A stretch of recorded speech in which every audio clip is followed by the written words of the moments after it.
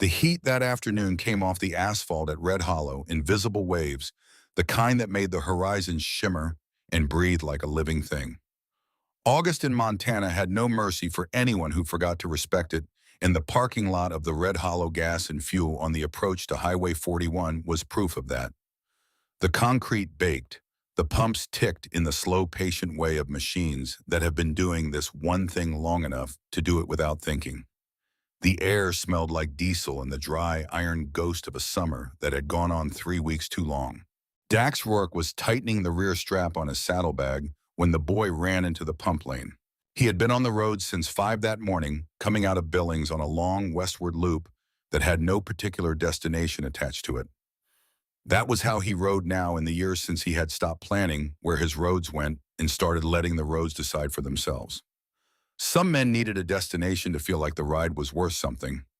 Dax had learned over enough miles and enough years that the destination was usually the least important part of the whole enterprise. What mattered was the road itself, what you noticed on it, whether you were paying attention to the thing in front of you or thinking about the thing behind you, because those were the only two options and one of them got you killed.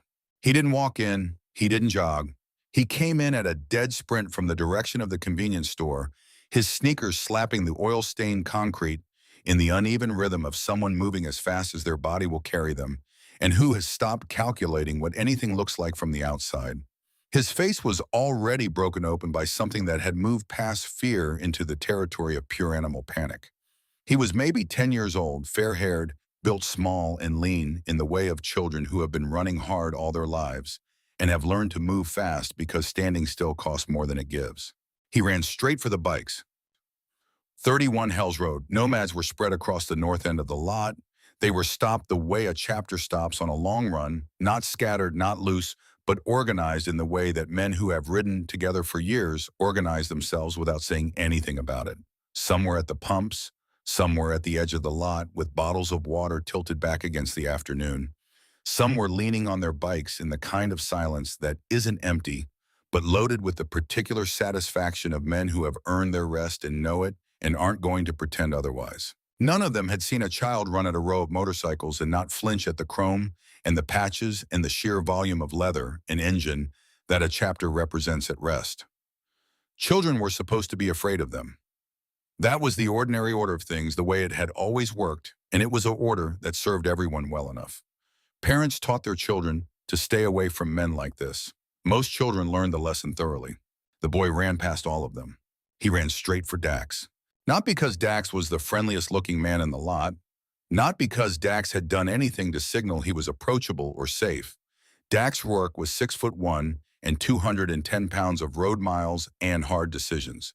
His forearms were tattooed from wrist to elbow. The ink faded the way ink fades when it has been living in skin for a long time through all kinds of weather. His vest was worn to the softness of old leather, the patches on his back earned through years that had cost him things he would never fully account for. He had the face of a man who had learned patience, not from wisdom, but from consequence, and his gray eyes held a particular stillness of someone who had spent enough time in dangerous places that ordinary chaos registered as manageable background noise. The boy didn't see any of that. He saw the man who hadn't moved. While other heads turned and bodies shifted and the lot filled with the low murmur of men noticing a child running toward them, Dax had already set down his strap and turned to face the boy full on. He hadn't moved toward him.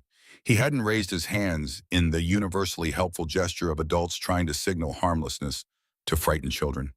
He had simply stopped doing what he was doing and given the boy his complete attention, and something in that stillness had pulled the child like a compass needle finding north. Not safety exactly, something more reliable than safety. The sense of a person who would not look away. She's not breathing. The words came out between gulps of air, broken by the sprint, but clear enough. Each syllable landing one at a time, spaced by the breath the boy was still fighting to recover, and each one carrying the specific weight of words that a child has been holding inside them while running toward the only person they have decided might be able to do something about them. Dax was already moving before the boy finished. He didn't ask who she was. He didn't ask where. He read the boy's direction, the angle his body had come from, the way his head turned back toward the far side of the lot, in the involuntary way that the body returns to the thing that matters before the mind has caught up, and he moved that way at a hard jog with the boy falling in beside him, matching his stride with the desperate, grateful precision of someone who has been waiting for a person who would simply go. She was on the pavement near the curb on the store's east side. A woman mid-30s, medium build, dark hair, wearing a plain blue shirt and jeans that told him nothing except that she had not planned for this. Her purse had spilled when she went down. A grocery receipt fluttered under two fingers of her left hand, moved by the faint breath of air that moved between the building and the parking lot. Her body was still. Not the trembling stillness of someone fighting unconsciousness, not the tense, effortful stillness of a person working very hard at something internal. The flat, settled stillness of a body that had stopped receiving instructions. Her lips had gone the color of old clay. Her eyes were half open and looking at nothing. Dax dropped to one knee. He had worn gloves on the ride and pulled them off in one motion. Two fingers to her neck at the carotid pressure, light searching. One beat. Faint. There. What happened? He said it to the boy without looking up. Not a question. A request for facts delivered in a tone that told the boy he was going to be listened to completely. She was talking to a man. The boy's voice was working hard to stay level. It wasn't quite managing. He gave her something to drink. He said it was for the heat. He had a bottle with him. She drank some because she was hot, and he was nice about it, and then 2 minutes later, the boy stopped. She just fell, he said. She didn't say anything. She just fell. Dax tilted her chin, checked her airway. Clear. He repositioned his hands, heel of one palm over the sternum, other hand layered on top, fingers interlaced. He started compressions. Steady, deep, the rhythm of a man who had done this before, in worse places, with worse light, and had learned that the only thing that matters in the moment your hands are on someone's chest is the count. Everything else is secondary. 1, 2, 3, 4. Around him, the lot was moving. He could hear the shift without looking. Boots on concrete. The low exchange of information between men who assessed situations quickly and trusted each other's reads without needing to debate them. Call 911, someone said behind him. Ringing came the answer. Dax kept his count. He glanced at the woman's face between compressions. The lips still pale, the eyes still wrong, but something else was pulling at his attention, working at the edge of his awareness, like a nail catching on the inside of a jacket pocket. He breathed twice for her tilted her chin went back to compressions. Boy, the child had crouched, 2 feet away, his hands and fists on his thighs, his face a controlled wreck of someone trying very hard not to fall apart in the next 10 seconds, and mostly succeeding through the sheer mechanical effort of having decided they wouldn't. What did he look like? The boy's eyes flicked left, and Dax caught it without following the gaze. The instinctive, involuntary look that children give to the thing they are afraid of before they remember they are not supposed to look directly at it. Black hoodie, the boy said. He's still here. He's watching. Dax did not look.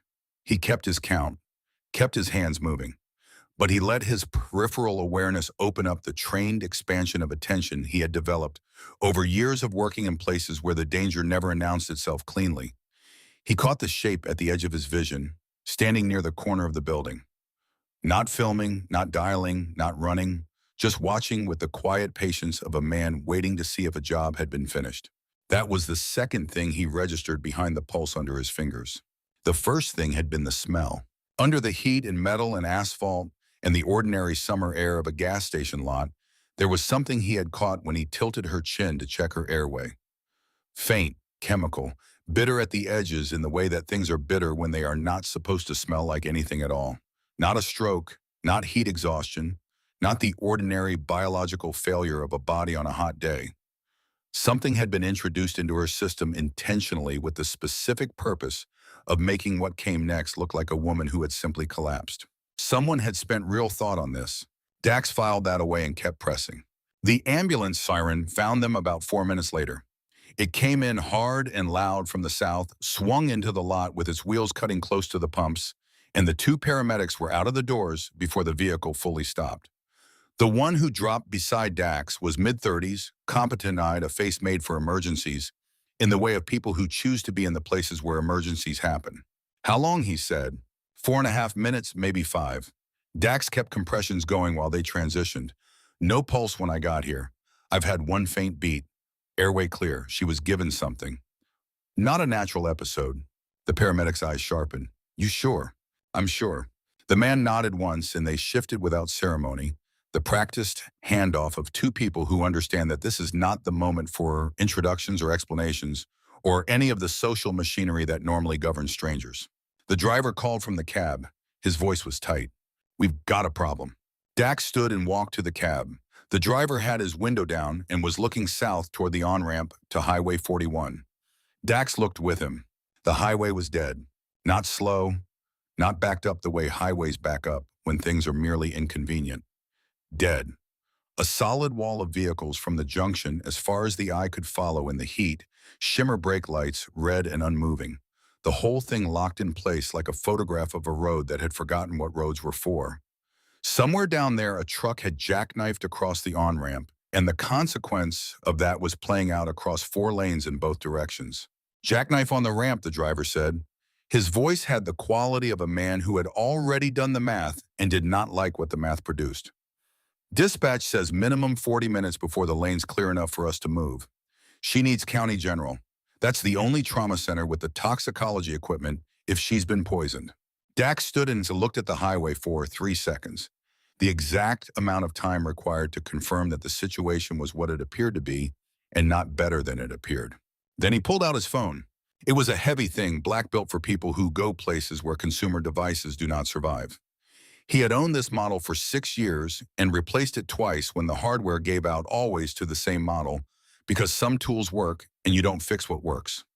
He pressed one button and held the phone against his ear. It rang once. Wade Locke picked up on the second. "Dax. Red Hollow Station off 41. Dax kept his voice flat the way he kept his voice flat when the situation required accuracy over emotion, when the person he was talking to needed information rather than urgency. "Woman down. Child with her. Deliberate. Ramps locked. Jackknife. Dispatch says 40 minutes. A single pause. The kind of pause that contains a complete assessment of a situation by a man who has been assessing situations quickly for a long time. How many with her? Paramedics on scene. Me. 30 of ours in the lot. Location confirmed." Wade's voice was already shifted into something else. The comfortable, unhurried authority of a man who knows what he is going to do and is moving toward doing it. "Stay on her. Keep the child close. We're coming." Dax lowered the phone. The paramedic beside the woman looked up from his work. Who was that? Dax looked down at the woman. Her face was still wrong, but the paramedic's hands were steady, and the equipment was open and the work was happening. "Help," he said. He walked to the ambulance and spoke to the boy. Eli, he had heard the paramedic call the child's name from the woman's identification. Eli Briggs and his mother was Sandra Briggs, 37 years old, address on Route 9 outside Grover. Eli had not moved from where Dax had told him to stand. He was against the ambulance's side panel with his arms crossed over his chest, the posture of a child holding himself together by compression, and his eyes had not left his mother since they had reached her. Eli. The boy looked at him. His eyes were dry. That careful, terrible dryness of a child who has decided that falling apart later is a better use of the energy than falling apart now, who has made a pragmatic calculation about the distribution of their available resources. "I need you to get into the ambulance. Sit on the bench on the left side. You keep your eyes on the paramedic working on your mom, and you tell me if anything changes about what he's doing. I can see her better from here." "You can see her better from in there," Dax said. "And from in there, you're not in anyone's way when things move fast." Eli considered this with the rapid, pragmatic intelligence of a child who has been in enough real situations to evaluate an argument on its actual merits rather than on who is making it. Then he climbed up without argument because the argument had been heard and had been sufficient. Dax turned back to the lot. He heard it before he saw it. It started as a sound at the edge of hearing below the idling ambulance and the highway noise and the particular silence of 31 bikers who had gone very still and very alert. A low frequency under everything else, deep and multiplying and building the way distant thunder builds before a storm decides to commit to what it is. Not loud yet, just present. The way certain things announce themselves long before they arrive. Then the first of them came around the curve of the frontage road. 2 by 2, then 4 abreast, the riders came in from the east, with the unhurried certainty of something that has decided where it is going and is not going to be deterred from getting there. Chrome caught the late afternoon light and threw it back in fragments across the lot. Patches showed in the same red and white on every vest, the skull and flame emblem of the Hell's Road nomads. And the riders wore them the way men wear things they have earned, rather than bought with the casual ownership of people who understand what the thing cost and do not need to announce it. They came and kept coming. The first wave folded into the lot's north end, breaking in perfect unison, a sound like a single organism making one decision. More riders passed them and continued toward the on-ramp without slowing. Then more. Then more after that, coming in off the frontage road in a river that did not seem to have a source, as much as it seemed to have always been there and was now simply arriving at its destination. Eli had his face pressed to the ambulance window. His mouth was open. His eyes moved from the road to the lot to the highway approach and back, tracking the tide with the focused attention of someone who cannot quite believe the scale of what they are seeing and is trying to verify it by looking at each individual piece. Dax stood at the edge of the lot and counted. He knew he would not finish counting. He had been with the chapter for 14 years and had seen it respond to things before. He had seen 30 men show up at a hospital when one of their brothers was in surgery. He had seen 60-odd bikes materialize on a highway overpass when a chapter member's daughter needed a wedding escort. He had watched the chapter organize itself around a crisis with the quiet, practiced efficiency of people who had decided a long time ago that showing up for each other was not optional, that it was the single non-negotiable requirement of belonging to the thing they belonged to. He had never seen 300. He had never seen them come from this far, this fast for someone who was not a brother, not a member, not even someone any of them had ever met. He had never seen them come for a woman who had collapsed in a parking lot and a 10-year-old boy sitting in an ambulance. But he understood it standing there. He understood it the way you understand things that you have always known but have never had occasion to see in their full size before. The chapter was built on one principle that Wade had stated once years ago in a way that had never left Dax's memory. He had said we exist for the moments when the ordinary world fails the people who can't afford to have it fail them. We exist to be the thing that shows up when nothing else does. That is the whole job, nothing more and nothing less. 300 men had heard Wade's single phone call, and 300 men had understood what it meant, and 300 men had come. Someone said later that they reached 312 before they stopped trying to keep the number. Wade Locke came in last. He rode a Road King that he had owned for 11 years and maintained with the meticulous devotion of a man who believes that the things you choose to be responsible for are a direct reflection of what kind of person you are. He was 58 years old with iron gray hair cut close and a beard trimmed short. His vest was worn in ways that told a decade's worth of stories without requiring a single word of explanation from its wearer. On his chest above the chapter patch was a strip that the paramedic read and went very quiet. President. Wade parked at the ambulance's side and stepped off without hurry. He looked at the woman on the ground. He looked at the locked highway. He looked at Dax with the eyes of a man who takes a complete inventory of a situation in 4 seconds and has learned not to waste any of those 4 seconds on things that do not help him understand what is happening and what needs to happen next. How long has she been down? 7 minutes now. Paramedics have her. I think she was given something to mimic cardiac failure. Smelled chemical under the standard indicators. Wade's jaw worked once. He had spent enough years in the world Dax had come from to understand exactly what that assessment meant and what it implied about the people behind it. Where's the source? Dax turned his head toward the corner of the building. The man in the black hoodie was gone.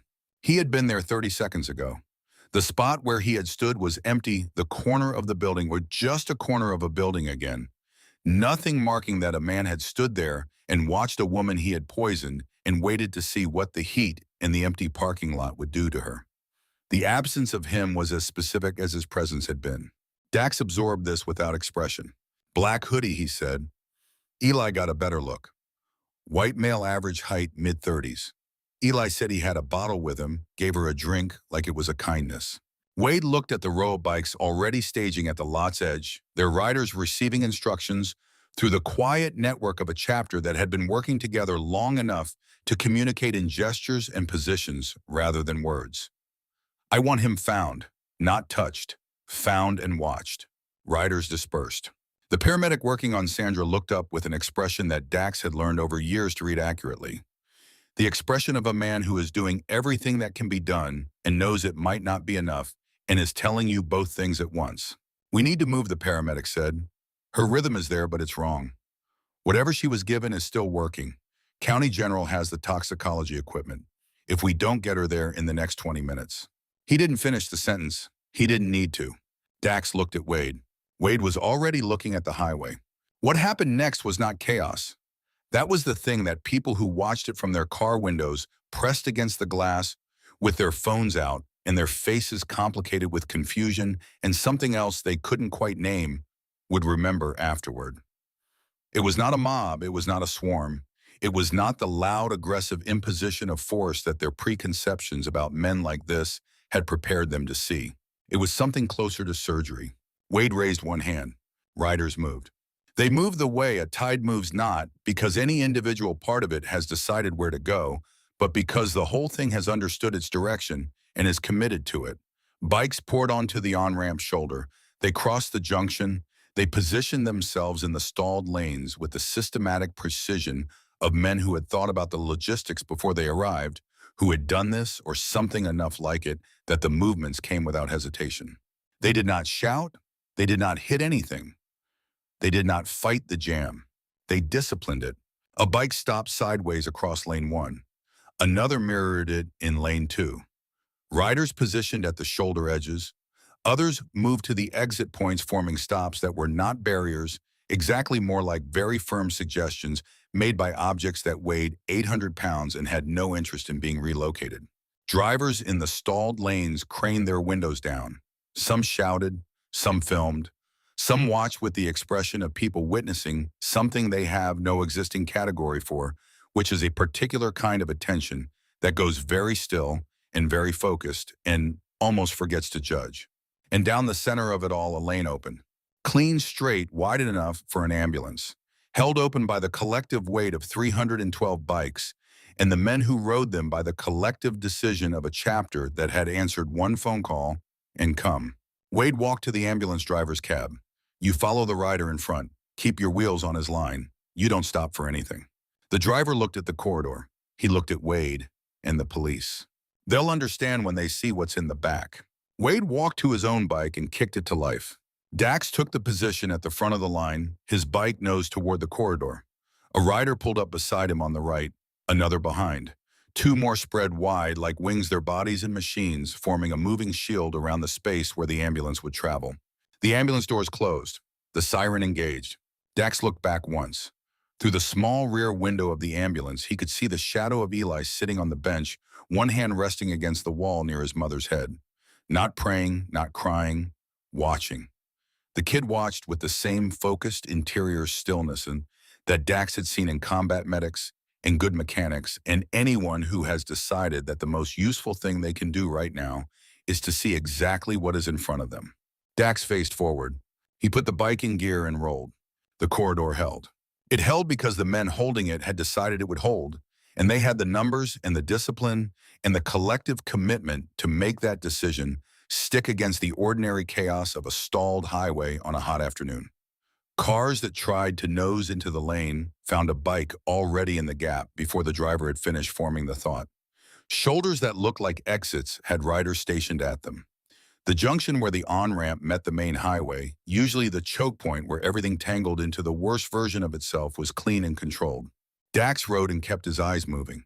Mirrors, shoulders, the shapes of cars and the postures of the people inside them.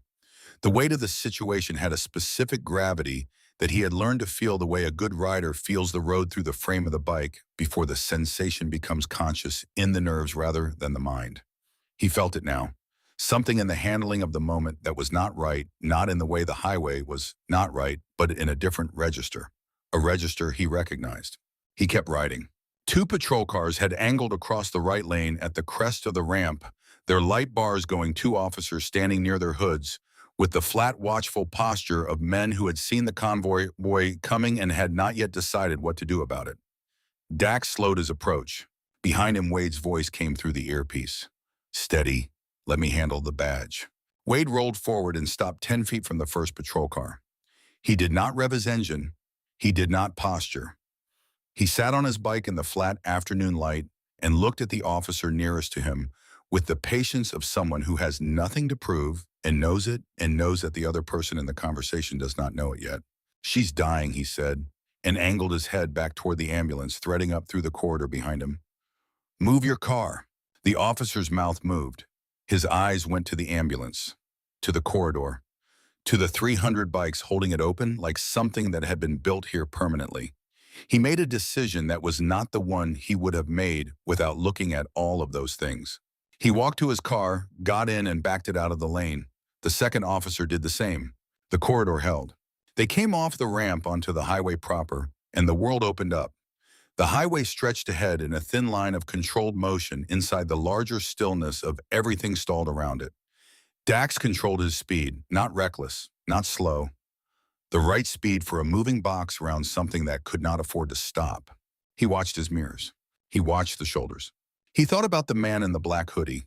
Not just the hoodie, the stillness, the watching, the way a person who gives a stranger a drink on a hot day stands around afterward monitoring the result, instead of going back to their car or back to whatever they had been doing before they were kind to someone. The way the man had stood with the specific attention of someone confirming a result, not watching to help, watching to know whether the help was no longer necessary. Dax had served 2 tours. He had worked for 4 years after that in the kind of contract security work that does not have business cards and does not come up in polite conversation.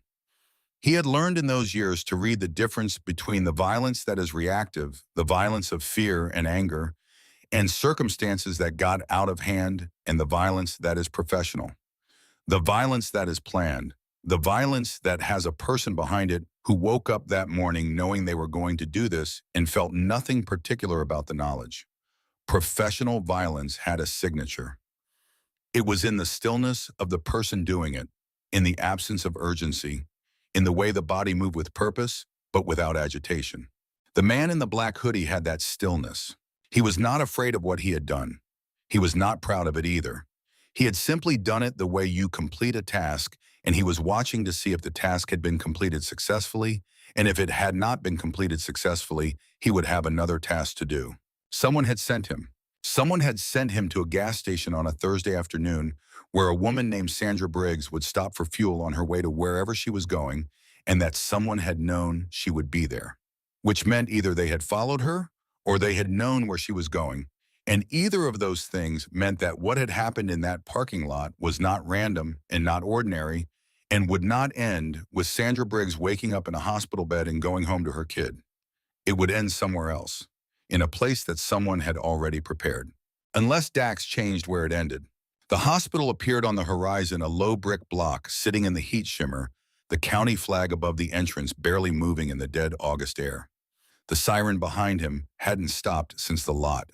His earpiece relayed the positions of riders along the route in a stream of quiet, controlled information. No one had broken the corridor. No one had lost the line.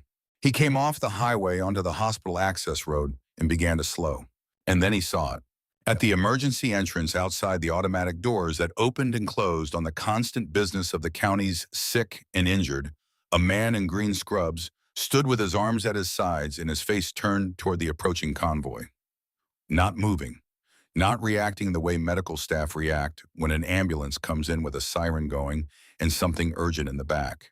Not turning to prepare, not speaking into a radio, not moving toward the bay with the purposeful urgency that actual medical staff move with when actual medical emergencies arrive. Just standing. His face was angled at the ambulance like a problem he had already solved. His eyes were tracking, not the vehicle, not the patient's son. Dax had been in enough situations to understand the difference between a man watching a scene unfold and a man watching a specific part of a scene with a specific purpose. This man was watching Eli. Dax did not accelerate. He did not change his line. He brought the bike to a smooth stop at the entrance as the ambulance swung into the bay behind him, brakes, sign doors already opening before it fully stopped. He kept his eyes on the man in scrubs. And the man in scrubs, feeling the weight of that attention, looked at Dax for one unguarded second. In that second, something passed between them that was nothing like what passing between a biker and a hospital administrator should feel like. Not curiosity, not the neutral assessment of a person doing their job. recognition, not of Dax specifically, of the fact that Dax had noticed. The man's expression settled back into professional calm like a mask that had slipped an inch and been resettled. He lifted his clipboard and began walking toward the bay with the purposeful helpfulness of a man doing exactly his job. Dax watched him walk. Behind him, the ambulance bay erupted into the controlled noise of emergency medicine. Doors slamming, gurney wheels rattling, the sharp vocabulary of people doing urgent work at the edge of what they know how to do. Wade rolled in beside him and parked helmet off, eyes moving. "What do you see?" Wade said. Dax kept his gaze on the man in scrubs, now positioning himself near the bay entrance, with a smile aimed at Eli climbing out of the ambulance. "A man who is expecting us," Dax said. Wade looked where Dax was looking. His jaw tightened. 1 decade earlier, when Dax had still been building a life that hadn't yet become what it became, he had stood in a doorway in a place a long way from Montana and been told by someone who knew things that the most dangerous kind of enemy is not the one who comes at you. It is the one who is already inside the building when you get there. The one who knows the layout. The one who has a key. Wade said nothing for a moment. Then quietly, under the sound of the bay, under the siren dying and the voices rising, he said one word that Dax had not heard before in this context, in this register, with that particular weight behind it. "Keller." Dax looked at him. Wade was still watching the man in scrubs. His face was flat and still the face of a man who has just seen something confirm a suspicion he had been carrying for a long time and hoping would not be confirmed. "You know who this is?" Dax said. Wade said nothing for 3 seconds. "I know who's behind it," he said. "I've known someone's been building something in this county for 2 years. I've known that name for longer than that." He paused. "I hoped it wasn't him." "Who is he?" Wade finally looked at Dax. His eyes were the eyes of a man who has separated something important from his emotions and is carrying both of them at the same time. "A problem I didn't solve when I should have," he said, "a long time ago." He took his helmet and set it on his seat. "Let's get the boy inside," he said, and walked toward the bay. Dax was off his bike and moving with him before the sentence finished. The automatic doors to County General opened, and what had started in a parking lot at a gas station off Highway 41 walked into the building that someone had already prepared for them. The corridor was gone. They were inside now. And the thing that had been waiting here had a face. Grady was already in the bay. He was a lean man in his late 40s, with the hands of someone who had learned medicine, in places that don't appear on standard resumes, and the particular steady quality of a person who has decided after sufficient exposure to difficult situations that panic is an inefficient use of available resources. He wore his Hell's Road cut under an open flannel shirt, in the way of a man who has stopped calculating what that combination communicates to people who don't know him. He had been called in before the convoy reached the county line. He was not licensed in this county in any official capacity the hospital would recognize. He was the best medical mind Dax had access to right now, and that was the credential that mattered. He met the gurney at the bay door and fell into step with the paramedics without introduction, pulling on nitrile gloves as he moved. "Chemical ingestion," Dax said at his shoulder. "Cardiac suppression." "I smelled something under the standard indicators. Not natural." "How long since?" Unset Grady said, not looking up from Sandra's face. 15 minutes from collapse, give or take." Grady's eyes moved with clinical speed. Pupils color the shallow and irregular movement of her chest. "Cardiac glycoside. Possibly a digoxin analog, something synthesized. I've seen this twice before, and both times it wasn't from a pharmacy." His jaw set. "She needs the tox panel, and she needs it now. And she needs what I've got in my bag before they get her onto the lab machine." "Do it." "The hospital staff is going to push back." "I'll push back harder." Grady looked at him for 1 second with the measuring look of a man determining whether an assessment is accurate, then nodded and went through the trauma doors. Eli was standing at the edge of the bay with Colton at his shoulder. Colton was 26 years old, the youngest active member of the chapter, and had the gift that certain young men from serious households develop of being entirely comfortable with silence, entirely capable of filling a space without being a presence that needed to be managed. He was just there, steady, an anchor that did not announce itself. Eli was watching the trauma doors with the focused expression of a child who has decided that watching is the best available action. "Eli." The boy turned. His eyes took in Dax with the rapid total attention of someone running calculations on a face they have decided to trust.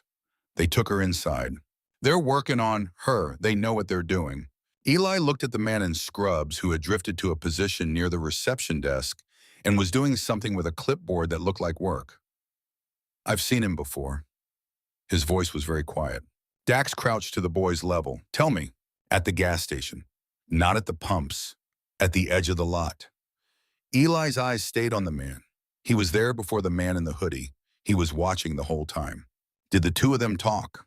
Not where I could see. Eli turned to look at Dax with the direct, undecorated gaze of a child delivering information he understands is important. But the man in the hoodie looked at him once right before he gave my mom the drink. Just once, like a check. Dax held the boy's eyes. You're doing well, he said. You're telling me exactly what I need. Can you keep doing that? Eli nodded once. Good. If that man comes toward you, you tell Colton immediately. You don't go anywhere without one of our people. Not anywhere. I hear you. Your mom has people working on her who know what they're doing. You staying safe is the other thing that matters. Eli's jaw shifted in the way of children managing something large and unwanted. How bad is it, he said. Dax considered the boy, considered what kind of answer served him, and what kind of answer served only the instinct to protect children from truth, which is a different thing. Bad enough that we need to be smart, he said. Good enough that there's still time to be smart. Eli considered this, then nodded again slower. Okay. Dax stood. Wade was at his elbow. Scrubs man, Wade said, low. I know. He's been 3 different places since we came in, and none of them are where an administrator would stand. I know. And Mallory called in. Dispatch got a notification. Deputy Holt Briggs County Sheriff's Office. 20 minutes out. Dax looked at him. He have a reason. He has a reason he'll give. Welfare check on a minor. Trauma response. Wade's mouth moved without being a smile. I know Holt Briggs. I've known him 6 years. There are 2 kinds of people who respond to a welfare check on a child in a hospital this fast. The kind who care about the child and the kind who care about something else the child is near. Which kind is Briggs? The second kind. He is very much the second kind. Dax absorbed this. He looked at the trauma doors. He looked at the reception area where the man in scrubs a name had surfaced. From the ambient noise of the place, a nurse speaking to another nurse in passing. Dr. Voss admin was standing with his clipboard and his useful smile and his eyes that kept finding Eli. Then he looked at the entrance at the bikes outside in the afternoon heat, at the riders who had come from 100 miles in every direction because a phone had rung. We need the bag, he said. Wade looked at him. When she fell, her purse spilled. The paramedics brought it in with the gurney. Standard procedure. But Eli said she told him something before she collapsed. He turned to the boy. Eli, when your mother fell, you said she told you something. Eli's eyes came up. She grabbed my hand right before, right when it was starting, when she was going down. She whispered. He swallowed. She said, don't let them take my bag. The weight of those words settled in the space between them. Not don't lose my bag, not grab my bag, don't let them take it. A deliberate instruction aimed at a specific threat, something she expected to happen in the chaos of her going down. She knew, Dax said. She knew someone would try, Wade agreed. Dax was already moving toward the reception desk. The bag had been logged in with personal effects upon arrival. That was procedure. A nurse pointed him toward the property room without question, the way staff in a working emergency department point people toward things when the question is reasonable, and the person asking it looks like someone who will not need to ask twice. The property room was a narrow space lined with shelves and labeled bins, a keypad on the door, a camera in the corner. It had the organized smell of a place that dealt with the objects of crisis. Wallets and shoes, and the miscellaneous contents of pockets, all the small material of lives that had been interrupted mid-sentence. The bin for Sandra Briggs was on the 3rd shelf. Inside were a wallet, a phone with a cracked screen, a tube of lip balm, a folded receipt, and a brown leather purse placed here, still partly open. The contents resettled after the fall. Dax took it and opened it on the counter. He went through it with the methodical attention of a man trained to look for things that do not announce themselves. Wallet, keys, a small cloth pouch with a zipper, a folded piece of paper handwritten, and then running his fingers along the base of the bag where the lining met the leather, a slight stiffness, a thickness that was not the bag itself. He pressed his thumb against it. Hard, flat, rectangular. Something in the lining. He pulled the bag under the light and found the seam. A careful, deliberate cut reclosed with a few hand stitches, tight enough to hold, but loose enough to open with a fingernail if you knew where to look. He opened it. A thumb drive. Black plastic, no label, the size of a finger joint. And under, it folded into quarters, a piece of paper in a woman's handwriting, the pen pressed hard into the page, the letters formed with the deliberateness of someone who is scared and doing their most careful work. He unfolded it. A list, names, numbers, dates, room numbers, and one line near the bottom circled twice in ink that had pressed through to the back of the page, like the act of circling it twice was itself an emphasis beyond what the words alone could carry. Farm delivery, Service Bay, Thursday, 3:10. Dax looked at his watch. Thursday, 3:07. He stood in the property room for a moment with the drive in one hand and the note in the other, and he thought about the woman who had made these things, who had sewn a thumb drive into the lining of a bag with small, careful stitches using a needle in a kitchen somewhere, probably late at night, probably after Eli was asleep. Who had written a note in handwriting that was steady, despite being scared because she had decided that the note needed to be legible, and that fear was not a reason to produce something illegible. Who had driven to a gas station where bikers stopped because she had run out of other options, and had decided that the people who might help her were the people who moved through the world outside the systems that Keller controlled, outside the legal channels, outside the administrative structures, outside the official machinery that Keller had spent years carefully infiltrating. She had done her research. She had done her preparation, and then she had driven to that gas station and taken the drink that the man in the black hoodie had offered her, and she had known when she tasted it that she had gotten the timing wrong, that they had moved before she had gotten where she needed to go. And in the seconds before she went down, she had grabbed her son's hand and given him the only instruction she had left. Don't let them take my bag. 3 minutes. He pocketed the drive and the note and walked out of the property room and back toward the bay at a pace that stopped just short of running, because running inside a hospital draws the wrong kind of attention, and the wrong kind of attention right now was a currency he could not afford to spend. He found Wade in the corridor outside Trauma 1. I have it, Dax said. Wade read his face and 3 minutes, Service Bay. Wade was already on his mic. The order went out in the quiet, clipped language of a chapter that had learned to move fast without moving loud. Riders repositioned toward the building's rear. 3 bikes rolled around the north side of the building. 2 more sealed the service lane entrance from the street. And at 3:09, a white box truck and with no identifying markings beyond a generic barcode sticker backed slowly into the service bay of County General. Dax stood at the bay door and watched it arrive. The driver climbed down and looked at the bikes, looked at the men standing in a loose formation that was not casual, looked at Dax with the expression of a person whose internal calculation had just registered something unexpected in a situation they had not been told would contain surprises. Farm drop, the driver said. Where do you want it? Dax held up the piece of paper. Thursday, 3:10, he said. Service Bay, what are you delivering? The driver's mouth tightened. I just drive. Then you don't mind showing us?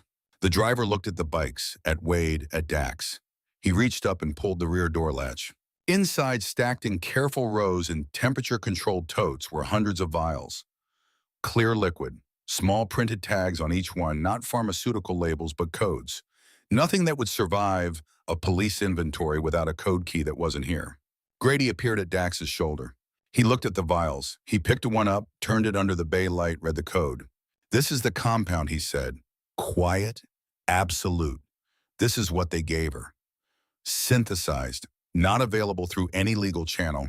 He set the vial down carefully. Someone has been manufacturing this and distributing it through this hospital for at least 2 years based on those code sequences. The vials aren't pharmacy stock. They're running it through receiving. And using the hospital to distribute it, Dax said. Possibly to administer it, Grady said. His eyes were very still. The question is who paid to have Sandra Briggs silenced before she got whatever's on that drive to someone who could use it. The phone Dax had taken from the service corridor vibrated.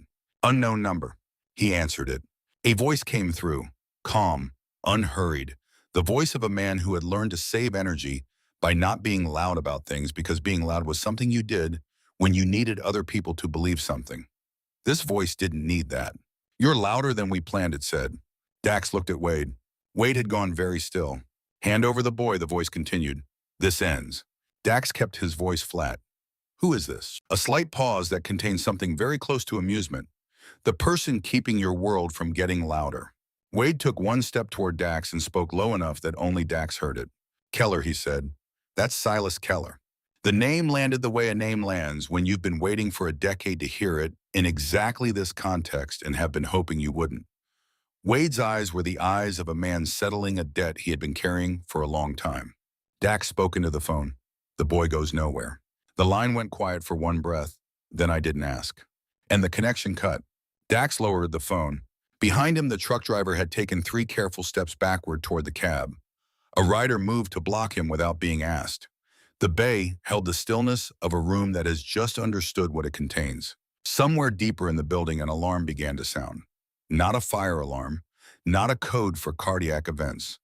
The specific, insistent alarm of a door that had been opened that was not supposed to be opened. Grady looked at Dax. She's stabilizing, he said quietly. Barely, but stabilizing. Dax nodded once. He looked at the vials in the truck, at the note in his pocket, at the dime in his other pocket. We need to get to Eli, he said. And they went. The corridor inside County General had the particular geography of a place designed for efficiency rather than comfort. Long runs of tile under fluorescent strips, the kind of space that encouraged movement and discouraged lingering. It was exactly the kind of space that a man who had studied the building could use. Voss had moved 3 times in the last 12 minutes. Dax knew because 2 of his riders had been tracking him in the specific way you track something you don't want to lose.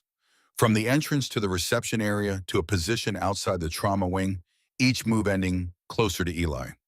Not rushing, not obvious. The steady, patient repositioning of a man who understood that the shortest distance between 2 points was sometimes a route that didn't look like a straight line. Eli was with Colton outside the trauma door.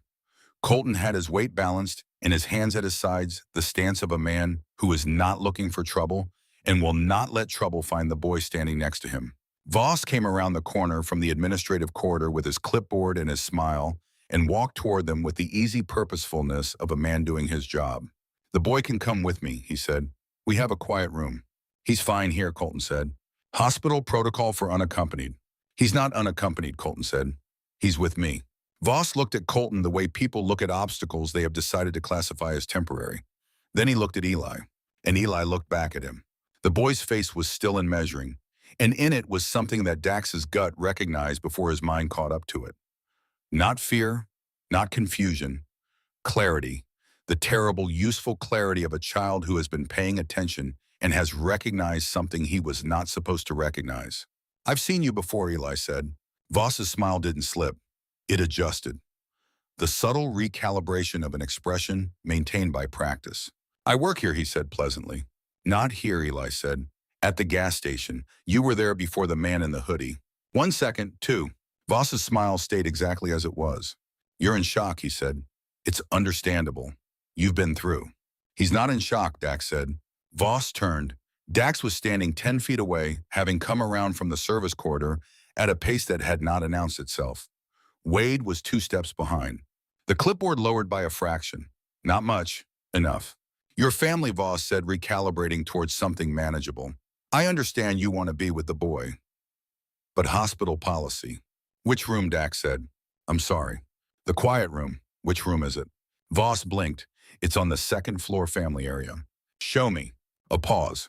The pause of a man doing arithmetic behind a professional expression. I don't think that's necessary. Show me the room, Dax said. Walk me to it. If it's what you say it is, we'll talk about protocol. Voss looked at him. At Wade, at the riders positioned in the corridor, with the deliberate nonchalance of men who are everywhere and going nowhere. Of course, he said. He turned and walked. He walked 3 steps before he realized that Dax was not following, that none of them were following, that the quarter ahead was not going to give him what he needed from it because what he needed was distance, and the thing he needed distance from had stayed exactly where it was. Voss turned back. Dax was looking at him with the gray, unhurried eyes of a man who has been in enough situations to know the moment when the situation changes. No, Dax said. Voss stood in the corridor for 2 seconds that had the shape of a decision. Then his hand moved, fast, into the pocket of his scrubs with the practiced motion of someone who had prepared for this particular moment. Four riders moved from four different positions, converging without collision, with the economy of men who have been watching and have been ready. Voss was stopped before the hand came back out. Easy, one of the riders said, not a threat, a statement of fact. Dax walked toward him. From inside the pocket, carefully, he extracted the hand. In it was a small injector sleeve capped the kind of thing that could be palmed and used in close quarters without looking like anything from a distance of more than 4 feet. Grady appeared at Dax's shoulder, took the sleeve, looked at it once, and said nothing that could be overheard. Voss's professional calm had not broken. It had simply become something else. The calm of a man who has moved to a different phase of a plan. You're making a significant mistake, he said. Tell me what's in the injector, Dax said. I don't know what you're referring to. Tell me what you gave Sandra Briggs at the gas station. I wasn't at any gas station. Her son says different. Her son is 10 years old and in acute distress. Her son, Dax said, was paying attention. He held the man's eyes and felt the shape of the next thing coming toward them like weather. Voss was stopped, and the injector was out of his hand, and the truck in the service bay was contained, and Grady was working on Sandra. All of those things were true, but the phone call had been made. Keller had called, and Keller did not call to negotiate. He called to let you know he knew where you were. Dax looked at Wade. Wade's face told him what he had already understood. Briggs is here, Wade said. Deputy Holt Briggs came through the hospital's main entrance 2 minutes later, with two deputies behind him, their hands resting on their belts, with the comfortable authority of men who arrive expecting to be in charge. Briggs was 51, a heavy-set man in a pressed uniform, who wore the expression of someone who had decided years ago that the safest way to navigate the world was to always be the loudest voice in any room he entered. He looked at the bikes outside. He looked at the riders in the corridor. He looked at Voss standing in the grip of two men who were not law enforcement. What the hell is going on in my county hospital, he said. It was Dax thought exactly the wrong question, asked by exactly the wrong person, at exactly the moment that confirmed everything Wade had said about which kind of man Holt Briggs was. Behind them in Trauma 1, a monitor changed its sound. Grady's voice cut through the corridor. Dax, now. Dax went. And the part of the story that was still simple ended there in the corridor of County General with a man in scrubs and a deputy who had asked the wrong question and a boy standing very still with his arms crossed, watching everything. Grady was at the monitor with his jaw set when Dax came through the trauma bay door. She's fighting it, he said. The compound is cardiac suppressive, but it's not perfectly dosed. Whoever mixed it was good, but not exceptional. If they had dosed it precisely for her body weight, she would have been gone in the parking lot. Which means they needed it to look natural, Dax said. Which means they needed time. Grady's eyes didn't leave the monitor. A woman collapses in a parking lot on a hot day. Bystanders call 911. The ambulance arrives. She doesn't survive. Cause of death, cardiac event, heat exposure. Clean, no investigation. He glanced at Dax. What they did not account for was someone starting compressions before her heart stopped completely. Or a 40-minute jam on the on-ramp. Or a 10-year-old boy who ran toward a biker, Dax thought. He kept it to himself. Can you reverse it? I'm doing it. Grady moved to the IV line. What I got from that vial in the service bay gives me the compound signature. I have the antagonist in my kit. It's going to take 40 minutes to clear her system, maybe longer. But she'll make it. Dax let out one controlled breath. Grady looked at him for a moment in the particular way that medical people look at you when they have something to say that goes beyond the immediate clinical situation. He had known Dax for 9 years. They had been in places together where both of them had made decisions that had no good answer, only a least bad one, and they had learned to read each other in the way that people who have been under pressure together can sometimes communicate with very few words. What do you know about her? Grady said quietly. Sandra Briggs. Almost nothing, Dax said. What I could read from the note. She's been documenting something for 2 years. She knew enough to drive to a gas station where we'd be. She knew what would happen when she got there. She planned it well. She had to. Dax looked at the monitor at the numbers that Grady was watching. She has a 10-year-old kid. You don't risk what she risked and plan it carelessly when you have a kid. Grady was quiet for a moment, pressing the IV line, checking the feed rate. People who come from nothing do that, he said. They plan carefully because they don't have the resources to recover from a mistake. Dax looked at him. She's not from money, Grady said. The purse, the shoes, the car I saw out front when we came in. She's been doing this on her own time with her own resources. She hasn't had a lawyer. She hasn't had a support system. She's been a single mother building a federal-grade case file in her kitchen while working a job at the same institution she's documenting. He looked at Dax.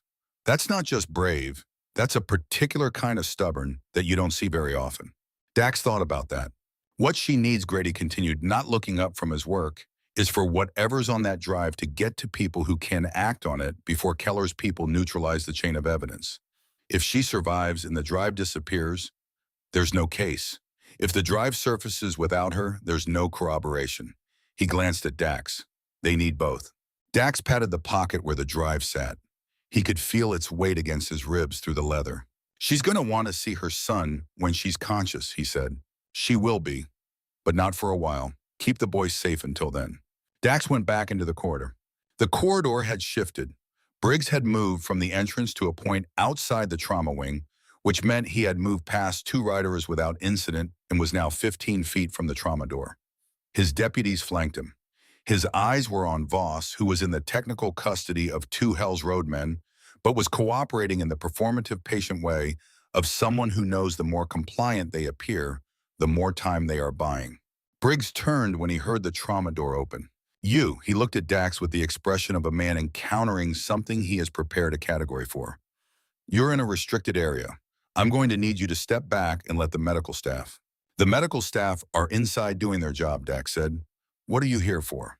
Briggs settled into the patient's slightly condescending steadiness of someone who has practiced being the authority in a room. We received a report of a minor in distress. Protocol requires. The minor is fine. He's with us. He's not with you. He's an unaccompanied minor in a county medical facility. My office has jurisdiction over. He's accompanied, Dax said. He's been accompanied since we found his mother on the ground. Briggs's jaw tightened. Step aside. Number. The word had no heat in it, no raised voice, no physical positioning, no visible aggression. It was simply an answer to a question delivered with the flat certainty of someone who has made a decision and sees no reason to negotiate it. Briggs looked at the riders in the corridor. He looked at Wade, who had come to stand beside Dax with the unhurried solidity of a mountain that has been there longer than anyone can remember. You're obstructing a law enforcement officer in the performance. I'm protecting a child, Wade said, from the man who sent two people to poison his mother. A silence. In the silence, something moved behind Briggs's eyes, a recalibration. The very slight shift of a man who has heard something he was not supposed to hear because the person who said it was not supposed to know it. Briggs covered it in under a second, but a second was enough. That's a serious accusation, he said. It is, Wade agreed. Her purse had a note, Dax said. Farm delivery, Service Bay, Thursday 3:10. The truck arrived at 3:09. The vials inside matched the compound used on her. He looked at Briggs with the gray level gaze that made people feel examined. How did you get here so fast, Deputy? Briggs held his eyes. Dispatch notification. From who? Standard protocol. Which protocol notifies a specific deputy, not the nearest available unit, 12 minutes after an ambulance admission for a cardiac event? Briggs's mouth closed. Behind him, Voss had gone very still. The performance of compliance had paused in the way a recording pauses when someone hits the wrong button. Dax watched both of them. He watched the invisible conversation that passed between two people who cannot speak, but whose bodies have been having this particular exchange long enough to manage it without words. Voss moved first. He turned and walked, not running, not panicking, the deliberate, purposeful stride of a man who has decided that controlled movement is his best option. One rider stepped to intercept. Voss had anticipated that. He ducked left through a door marked staff only, and it swung shut behind him. The rider hit the door. It had locked from inside. Dax was already moving. He went through the adjacent door, the one that opened onto the parallel maintenance corridor, and followed the sound of footsteps. The maintenance corridor was narrow and warm bundles of pipe and cable running overhead, the smell of the working parts of a large institution. Footsteps ahead, moving fast now. Dax ran. He came through a door into a stairwell and heard the echo of shoes on concrete above. He went up. On the landing, a door rocked on its hinge. He pushed through. A supply corridor, cabinets, shelving. A woman in scrubs who pressed herself against the wall when Dax came through the door at speed. Man in scrubs, he said to her, 30 seconds ahead of me.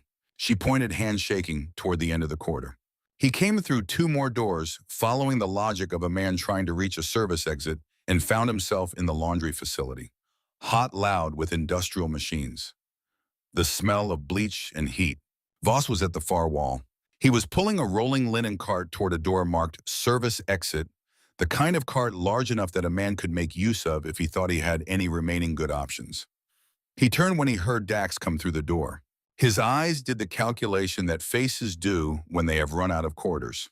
In the flat industrial light of the laundry facility, without the professional environment of the hospital corridor, without his clipboard and his useful smile, and the architecture of the institution that lent him authority, Garrett Voss looked like what he was. A man in his mid-40s who had made choices that had brought him to a room that smelled like bleach, with a rolling cart between him and the door, and a biker standing between him and any other option. The professional calm was still there. He had built it too deeply to lose it in a moment. But underneath it, in the set of his jaw, and the very slight tension in his shoulders, was something that Dax recognized as the particular fear of a man who has been careful for a long time and has just realized that his carefulness has run out. He reached into his scrubs pocket. Dax moved. He crossed the space in 4 strides and got his hand on Voss's wrist before the hand came out of the pocket. He twisted, not violently, the controlled twist of someone stopping movement rather than punishing it, and Voss's hand opened. What fell out was not the injector this time, it was a phone. And in the phone screen, catching the overhead light, a text conversation was visible for 1 second before the screen timed out. Dax had enough time to read 3 words before it went dark. "Driver boy." He looked at Voss. Voss said nothing. His breathing was controlled. His face was the face of a man who has decided that the thing to do now is wait. "Who is Keller to you?" Dax said. Voss looked at the wall above Dax's shoulder.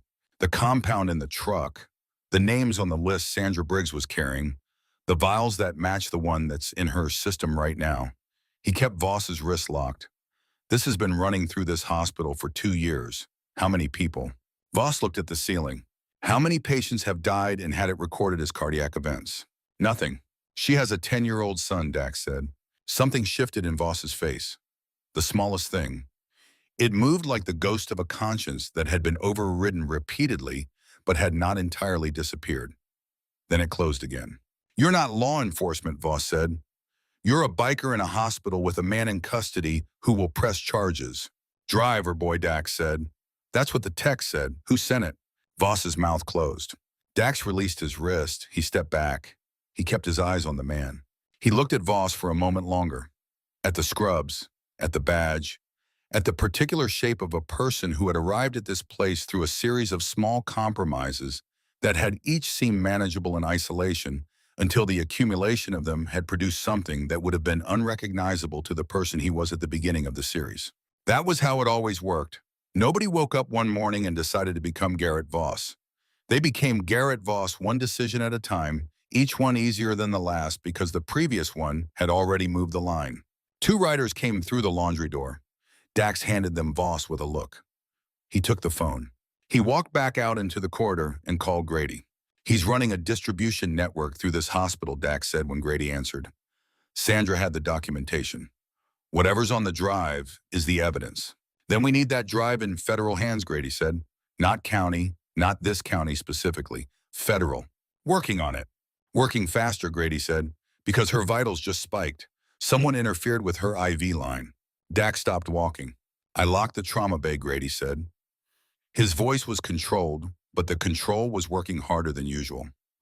"I have 2 of our people inside. She's stable. But someone got into the bay in the 4 minutes between your visit and now." "Vance. If that's the hooded man, yes. He's in the building. He's already been inside the patient area." Dax pivoted and went back toward the trauma wing. Behind him, somewhere in the administrative floors, an office door opened. A man in clean scrubs stepped out. He moved along the corridor with the professional ease of someone who belonged here completely, someone who had a badge and a building map and a plan that had accounted for most of the things that had happened today and was now adjusting for the one that had not. He moved toward the stairwell. He moved down. In the lobby of County General, where the afternoon light came through the glass frontage and made patterns on the tile floor, where Eli sat on a plastic chair with Colton standing behind him and 3 riders positioned in a loose perimeter. The boy looked up. He had been sitting for 15 minutes. 15 minutes of watching the door, of watching the riders, of watching the people who came through the front entrance and making the rapid unconscious assessments of a child who has spent the last 2 hours being the most observant person in every room he entered. He saw the man come down from the stairwell. Clean scrubs, badge, the walk of someone with purpose, and the calm of someone who had already been in this building before they arrived in it today. He had not seen this man before, he was certain of that. But the walk, he had seen that walk at the gas station. Not from this man, from the other one, the man in the hoodie.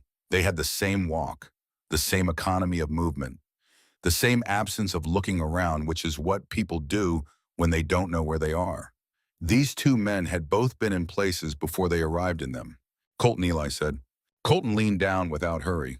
Eli kept his voice low and his eyes on the man. That man coming down from the stairs. He walks like the hoodie man. Colton straightened. He looked. 3 seconds. He pressed his mic once.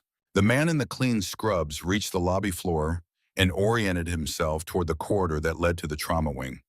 He smiled at the receptionist as he passed her desk. She smiled back automatically. He was 12 feet from the corridor entrance when two riders materialized from the seating area, simply filling the space between where he was and where he was going in the specific way that large men with patches fill spaces when they have decided that something is not going to pass them. He stopped. His smile stayed in place. He looked at the riders. He looked at the corridor. He looked at Eli. The smile changed, not on his face, behind it, in the thing that drove it. The smile became what smiles become when the face still needs one, but the reason for it has changed. Eli met the man's eyes and did not look away.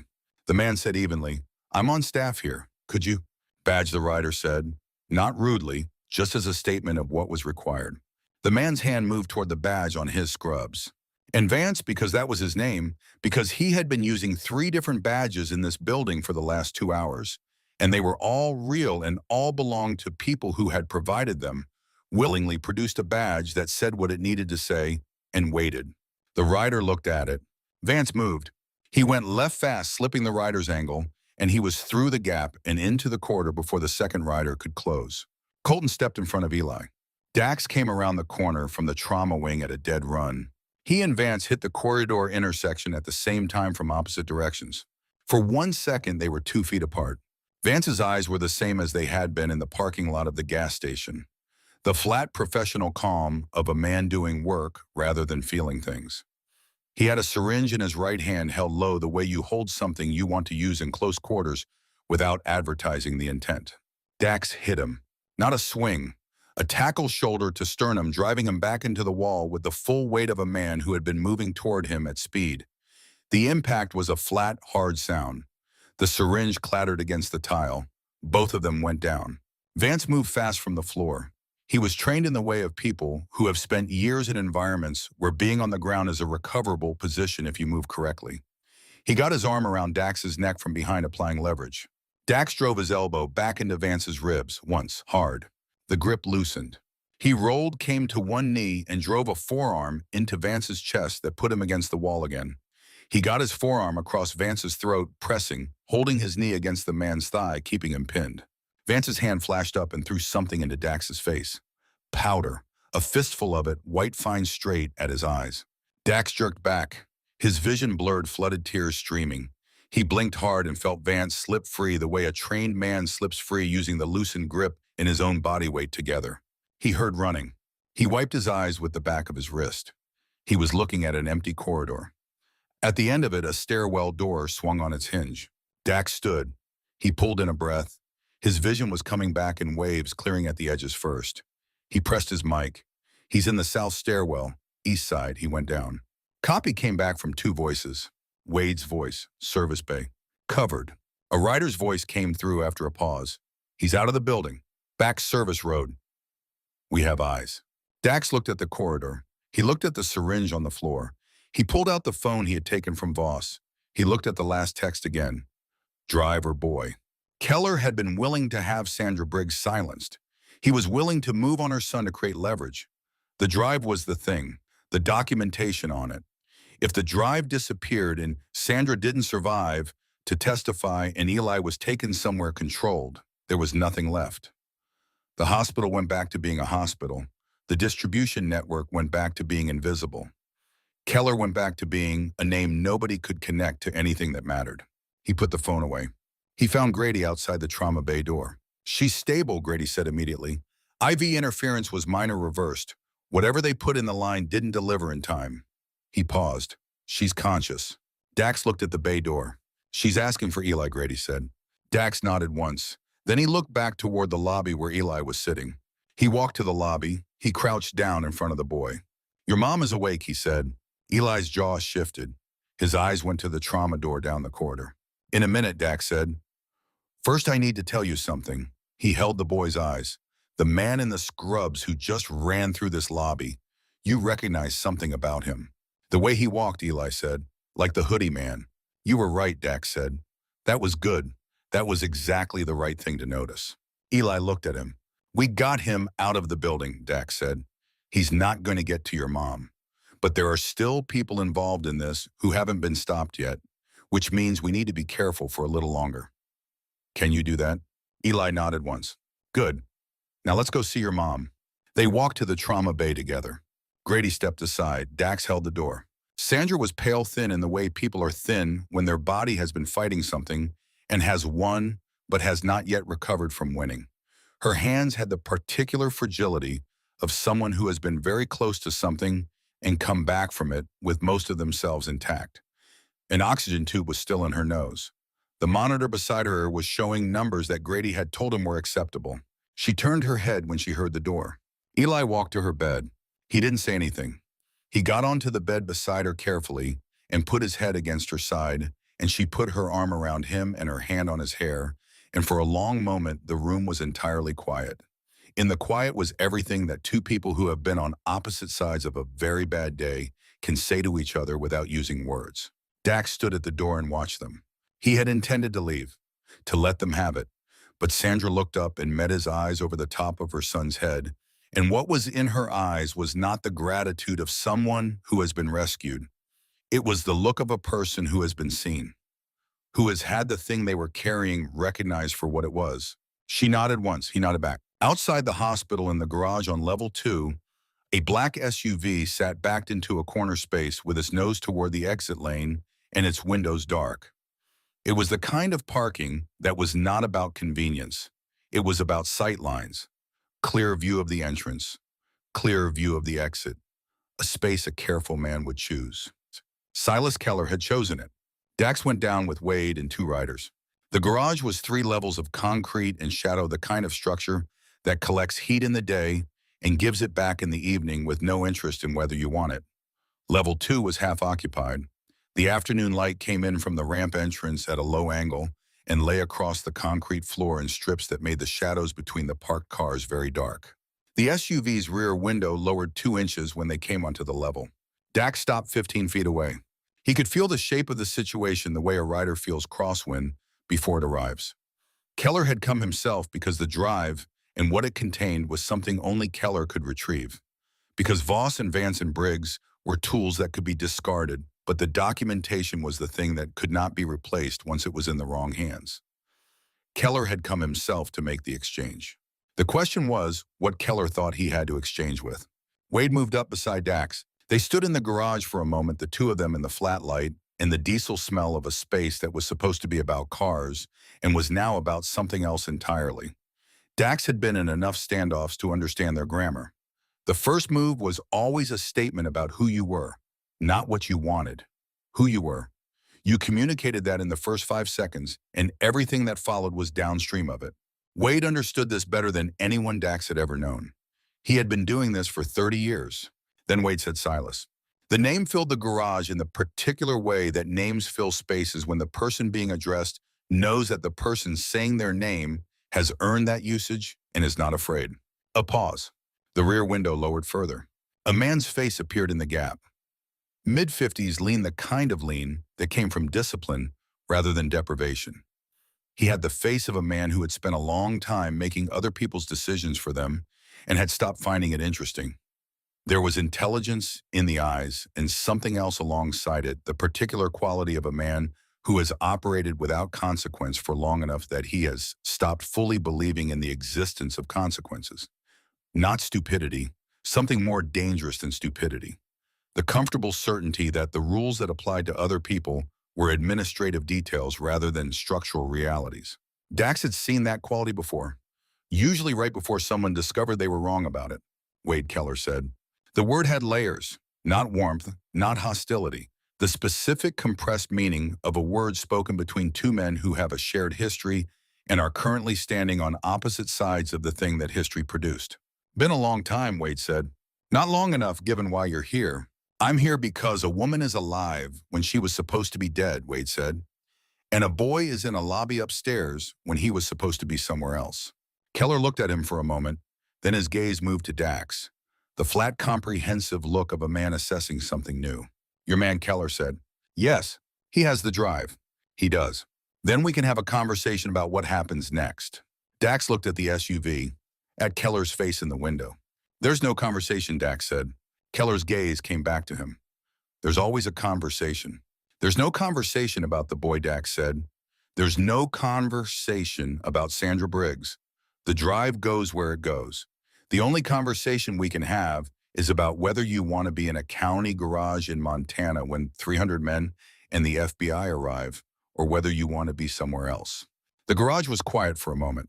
Keller smiled, the smile of a man who has heard a threat and found it insufficient. You think that's how this works?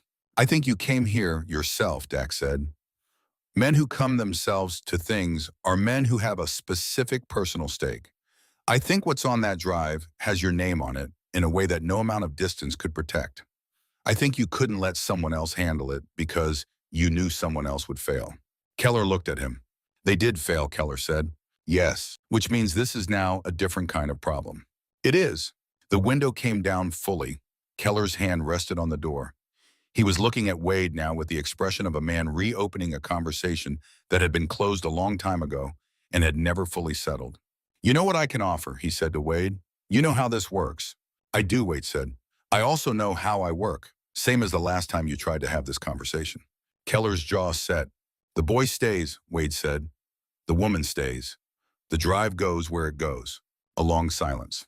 In it, Dax heard the sound of engines outside the garage, the gathering of the thing that had been building since the highway, the deep multiplying frequency of a chapter repositioning. Keller heard it too. His expression did not change, but behind his eyes the calculation ran. You have one question to answer, Keller said finally. What happens to the boy if things get loud? Dax looked at him. Nothing, Dax said, because I won't let them. Keller tilted his head. You know what I am, he said. You know what I can do. I know what you did to Sandra Briggs at a gas station because she had documentation of what you've been doing for 2 years, Dax said. I know what you sent Voss and Vance to do at this hospital. I know you came here yourself because you ran out of people you could trust to fix it. He took 2 steps toward the SUV. You're out of moves in here, he said. The building is sealed. The truck in the service bay is photographed and inventoried. The drive has been copied. The only thing left is what you do next. Keller was quiet. His eyes moved to Wade one more time. Wade said nothing. The SUV's driver door opened. Keller stepped out. He was taller than Dax had expected. He wore a jacket that was probably expensive and had been chosen not to look at. He stood on the garage concrete with the ease of a man who has not needed to be afraid of any room for a very long time. You have no idea what's on that drive, he said. Sandra Briggs does, Dax said. Sandra Briggs is awake, Dax said. Stable. Talking to Grady right now. Something moved in Keller's face. The thing that moves when a calculation produces an unexpected result. The compound was administered imprecisely, Dax said, by someone good but not exceptional. I was told that by someone better. Keller looked at the floor for 1 second, the specific inward look of a man recalculating. Then he looked up. This isn't over, he said. No, Wade said, but this part is. From above, from the street level of the garage, came the sound of engines increasing, the organized roar of a chapter moving into formation. It vibrated through the concrete under their feet. Keller heard it. He heard 300 men deciding that the time for the next thing had arrived. What happens now, he said. We take the drive out of here, Wade said, and you don't try to stop us. Keller looked at him for a long moment. And if I do, Wade met his eyes with the settled final look of a man who has already answered this question in his own mind. Then we find out he said. The garage held the moment. The SUV idled. The engines above grew louder. Silas Keller, who had come personally to a county hospital in Montana because the people who worked for him had run out of competence, stood in a parking garage and looked at two men and understood with the flat, honest intelligence that had built him everything he had that the calculation had come out wrong. Dax put his hand in his pocket. He held the drive. Wade, he said, highway, let's go finish this. Outside Montana Highway 41 waited. The afternoon had not yet surrendered to evening. The light was still flat and hard and specific. 300 engines agreed. Getting Eli out of a hospital that has been compromised requires accepting that the plan will fall apart and planning for that too. Wade had accepted. Eli came out through the loading dock on the hospital's north side, tucked between two riders who moved like a moving wall, using the service access that Voss had navigated himself, but in the opposite direction and for the opposite reason. Colton had the boy's hand, not gripping, holding. The way you hold a hand when the message you want to transmit is that you are here and the hand in yours matters. Eli went with it. He did not ask questions as they moved through the service quarter. He watched the riders' faces and read them with the rapid attention he had been applying to faces all day, and what he read told him that moving was the right thing. At the loading dock, a pickup was waiting. Civilian engine running, two riders already inside. Colton put Eli in the back seat. Eli looked at Colton. My mom is alive, Colton said. Is gonna keep being alive. Grady is with her and she knows you're moving to somewhere safe. He held the boy's eyes. She knows. Eli held the look for a moment. Then he settled back into the seat. As the pickup pulled out of the loading area and turned onto the service road, Eli looked out the window at the hospital. Is Dax okay, he said. The rider in the passenger seat looked back at him. He's working on it. Eli looked at the hospital until it was gone from the window. He'll be okay, he said. Not a question. The pickup took the back road west parallel to Highway 41, away from the hospital, and toward the place where the next thing was going to happen. Two bikes flanked it. Dax came out of the garage on his bike. The afternoon had shifted. The flat, merciless light had softened by a degree or two, the specific change that happens before evening decides to commit. The air still smelled like August, but there was something in it that the morning hadn't had. The smell of a day that had produced enough. He got onto the hospital access road and pointed the bike at the highway. Behind him, the black SUV was still in the garage. Wade had left two riders watching it. Keller was still in it, making calls that probably made him feel like he was managing the situation, and every one of those calls was going to men who were going to arrive on a highway that had been prepared for them. That was the plan. Wade had made the plan with the calm clarity of someone who had lived in this world long enough to understand that you could not win by holding position. You won by choosing your ground. Highway 41, westbound between mile markers 19 and 23. 4 miles of straight Montana highway with clear sight lines and enough space that 300 people could move freely without crowding. The highway had already been theirs for an hour. It was a known quantity, a managed space. Keller's people arriving in pursuit would be entering unfamiliar territory inside a prepared space. That was the difference. Dax rolled onto the on-ramp and came onto the highway. What he saw from the ramp was one of those things that lands differently in person than anything you could describe would prepare you for. 300 bikes spread across 4 miles of Montana highway. They had repositioned from the hospital in the 40 minutes since Wade had given the order, with the precision of a chapter that had been drilling for years with a shared vocabulary of signals and positions that operated below the level of noise. They held the highway with the gathered specific weight of something that has decided where it stands and is not interested in argument. The traffic that had been moving on this stretch of 41 had stopped. Not with confusion, not with the chaotic tangle of an accident. It had stopped the way traffic stops when the people stopping it have given the drivers a reason to understand that this stretch of road is currently in use for something else. Most of the cars sat with hazards going. A few had drivers standing outside them. All of them had phones out. Good, Dax thought. Witnesses. He came down the ramp and took his position at the front of the quarter. He looked back at the mile of held lane behind him, at the riders stationed at its edges, at the organized architecture of something that had been built and held by the decision of 300 men who had answered one call. Wade rolled up beside him. Keller, Dax said, Coming, Wade said. He made 3 calls in the garage. He's out of soft options. Which means, which means whatever comes through that ramp in the next 10 minutes is the hard kind. Dax looked at the ramp, at the flat afternoon light on the asphalt, at the clear Montana sky above it. He thought about Eli in the pickup on the back road. He thought about Sandra in the trauma bay with Grady standing over her. He thought about the drive in his pocket and what was on it, and why a man had come personally to a county hospital to retrieve it rather than send anyone else. He thought about the note in Sandra's handwriting, pressed twice in ink, the words that had decoded a timeline and given them 3 minutes to prepare. She had known. She had been carrying the documentation for long enough that she had made contingencies. The bag, the note, the route. She had driven to that gas station because she knew the Hell's Road nomads stopped there on long runs, because she needed what only they could provide, which was the kind of response that didn't go through channels that Keller owned. She had run towards them, and Eli had run toward Dax. 2 people at 2 different scales making the same calculation about the same question. Not who had the most power or the best resources or the right badges. Who would show up? Dax had shown up. That was it. That was the whole thing. He felt the drive in his pocket. He waited. The ramp at mile 19 produced the first headlights at 4:47 in the afternoon. 2 vehicles. Then 3. Then a patrol car, Briggs finally abandoning the hospital staging area for the confrontation that was always where this was going. Then 2 more dark vehicles that had no markings and moved with the deliberate confidence of people who are paid to be in difficult situations. They came down the ramp and hit the highway and saw what was there. 300 bikes. A corridor. And at the front of the corridor, 1 man on a Harley with gray eyes and a leather vest and a thumb drive in his pocket. Briggs's patrol car stopped at the edge of the corridor. The dark vehicles stopped behind him. Dax watched them sit there for 15 seconds. Then he pressed his mic. Wade. Here. Get Eli on the phone. A pause, then he's on. Dax spoke. Eli, are you safe?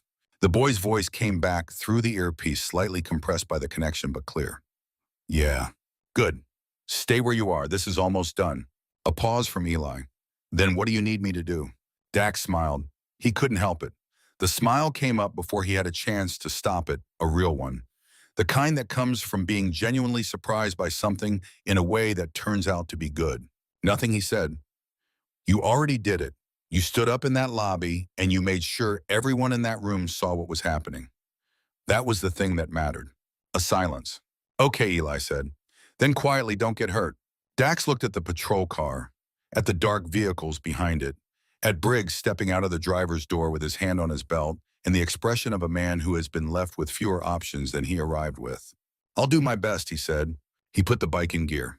He rode forward toward the patrol car, slow and steady, the way you ride towards something you intend to end, and behind him 300 engines rose in the specific key of machines that have made a decision.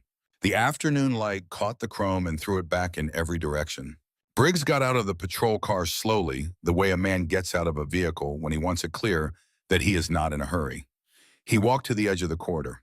He looked at Dax. He looked at the bikes. He looked at the riders positioned on both sides and at every exit point on this stretch of highway with the flat, comprehensive assessment of a man who has been counting and does not like what the count produces. But he had a certain quality that Dax had seen before in men like Briggs, men who had spent their careers moving through the world in positions of local authority. A stubbornness, an inability to fully accept that the rules he had been using to navigate were no longer the rules that applied. He had spent 20 years as the most powerful person in most rooms he entered. The habit of that was thick enough that even standing in the middle of a highway surrounded by 300 bikes, with a federal helicopter overhead, and a drive full of evidence in someone else's pocket, he was still trying to find the angle that let him be in control of the situation. There wasn't one. But Dax understood that Briggs needed a moment to arrive at that understanding himself. You want to tell me what you think you're doing, he said. Dax stopped his bike 10 feet from the patrol car. He set his feet on the asphalt. We've been holding a highway, he said, for the 2nd time today. You've been obstructing. I've got a woman in County General who's alive because we held a highway, Dax said. And I've got a 10-year-old boy who's safe because we held a hospital. And I've got a drive in my pocket that tells a 2-year story about what's been running through that hospital service bay. He held Briggs's eyes. Drive or boy? That's what the text said. Which one did Keller ask you to secure? Briggs's face moved. The compression of a muscle in his jaw, the kind of thing that happens when a man hears something that proves his private knowledge is not as private as he believed. I don't know which one, Dax said. Behind him, the corridor was still. 300 men and machines and the particular weight of that number in that space, and all of it was quiet. Not the quiet of absence. The quiet of people who have nothing to prove. Briggs looked at the corridor. He looked at the dark vehicles parked behind his patrol car on the ramp approach. You're making threats, Briggs said, against an officer of... I'm asking a question, Dax said, and I'm going to keep asking it until you answer it, or until the FBI gets here, whichever comes first. Briggs blinked. The FBI. Dax had sent the copy, not the original drive, but a compressed file summary that Grady had put together from the drive's contents in 40 minutes, photographs of the note and the vial codes to a number that Wade had given him. A number for a woman named Reeves who worked out of the field office in Billings, and who Wade had described only as someone who had been trying to get documentation of exactly this kind of operation for 14 months. 14 months of trying. Sandra Briggs had been trying too, in her own way, at her own cost. Dax did not know if Reeves would get here in time. He knew the file had been received because a text had come back. Copy confirmed. Hold position. He had been holding position. Briggs's jaw worked. You're bluffing, he said. You don't have... The helicopter appeared over the tree line to the north. Not a news helicopter. The kind that moves with purpose, low and hard, the sound arriving before the shape of it resolves. It came in over the highway and held there at 200 feet, with the spotlight not yet deployed, but the message of its presence doing the work that words could not do from that distance. Briggs looked up. The dark vehicles behind his patrol car had gone very still. Step away from the vehicle, a voice said from the helicopter, amplified and flat. Keep your hands visible. Briggs kept his hands visible. He did not step away from the vehicle. He stood on the highway and looked at Dax for a moment longer. The drive, he said. His voice was different now. Quieter. Goes where it goes, Dax said. If it goes where you're planning to send it, Briggs said, a lot of people who aren't Keller are going to be hurt by it. Are those people innocent? A pause. Some of them, Briggs said. Then they'll get what innocent people get, Dax said, which is different from what Keller gets. Briggs looked at the asphalt. It was, Dax thought, as close to an answer as Holt Briggs was going to give today. The helicopter lowered. Federal agents in dark jackets were fast roping into position on the highway shoulder, moving with the organized efficiency of people who had been briefed and come ready. 2 patrol cars from the state troopers appeared at the far end of the corridor, lights going, coming from the west and parking perpendicular to the lanes to seal the area. The dark vehicles behind Briggs were trying to turn around and found no room to do it. A rider had sealed the ramp exit 4 seconds before they tried. An agent in a dark jacket with FBI across the chest walked up the corridor with her footsteps measured on the asphalt, moving with the complete purposeful calm of someone who does not need the room to understand she is in charge, because the room already understands it. She stopped near Dax. She looked at him. She was maybe 45, with the particular kind of face that comes from spending years watching people lie and getting good at reading the difference between what they say and what they mean. She had looked at the corridor, at the bikes, at the 300 men who had done the work of building this opportunity for the last several hours, and her expression had not changed. She had simply taken it in the way she took in everything, as information to be processed, rather than a spectacle to be reacted to. You're the one who sent the files, she said. Yes, you have the original drive. Dax reached into his pocket. He produced it, held between 2 fingers. She took it with gloved hands and put it in an evidence sleeve without ceremony. The woman at County General, she said. Alive. Grady's with her. He can brief your people on the compound. The child. Safe. Back road mile 6 west of the hospital. 2 of ours with him. She looked at him for a moment. Not the look of someone performing an assessment. The look of someone who has already performed the assessment and has arrived at something she wants to say but is deciding whether to say it. You held a highway, she said. Twice. It was the only road, Dax said. She had nothing to say to that, or perhaps she had something to say to it and decided the highway was not the place for it. She turned and walked back toward the patrol cars where her people had finished positioning around the dark vehicles and were beginning the formal business of what happened next. Briggs was still standing near his patrol car. A trooper's officer approached him, and whatever conversation they had was brief and quiet and ended with Briggs putting his hands behind his back in the practiced way of someone who had put other people's hands behind their backs enough times to know the posture. He did not fight it. That told Dax something. Briggs had been many things today, but he was not stupid. He understood when the situation had become what it had become. A federal agent was walking Keller out of the garage approach, hands zip-tied the jacket slightly disheveled. Keller moved with the composed interior stillness of a man who has been through difficult situations before and has decided that his best tool right now is patience. He would find the next angle. That was what he did. He had built a career and an empire on finding the next angle, on being the person in the room who saw the option that nobody else was looking for. But the documentation existed. Sandra was alive. The next angle, whatever it was, would have to account for both of those things now, and accounting for both of those things simultaneously was something that Dax did not think even Silas Keller's considerable intelligence was going to be able to manage cleanly. Dax watched him go. Wade appeared at his shoulder. He looked at Keller being walked toward the federal vehicles. His face was the face of a man looking at a chapter of his life that had been left unfinished for a long time and was finally getting a last page. They sat on their bikes in the corridor on Highway 41 and watched the federal agents work. Keller Dax said. Wade was looking east toward the ramp where the black SUV had finally come off the highway approach and was now surrounded by 3 state trooper vehicles. They found him in the garage, Wade said, or he came out. Either way. Do you think he'll? No, Wade said. He won't run. Silas Keller doesn't run. He waits for the next angle. He'll cooperate until he finds one. He paused. This time with what Sandra had, there might not be a next angle. Dax looked down the highway. The light had shifted again. Evening was deciding. The flat August light was going amber at the edges, the sky over the mountains to the west, going through the first stages of the process that would end in dark. 14 months, Dax said. What? The agent. She said they'd been trying to build a case for 14 months. Wade was quiet. Sandra was carrying that drive, Dax said. She'd been building this herself, running those vials through the system, matching codes, documenting the deliveries. While she was working in the hospital, while she was raising a kid. He looked at his hands on the handlebars. She knew they'd come for her when she had enough. She was driving to bring it to you. Wade absorbed this. Not to law enforcement, Dax said. No, Wade said. Not to law enforcement. They sat with that for a moment. Dax thought about Sandra whispering to Eli as she fell. Don't let them take my bag. The kind of thing you say to your child when you are going down and you know what going down means, and you have one breath left for the most important instruction. She had trusted a 10-year-old with the thing that mattered most because she had no one else to trust, and the 10-year-old was right there. And the 10-year-old had held it. Dax pressed his mic. Colton, here, bring him. The pickup arrived on the access road 7 minutes later.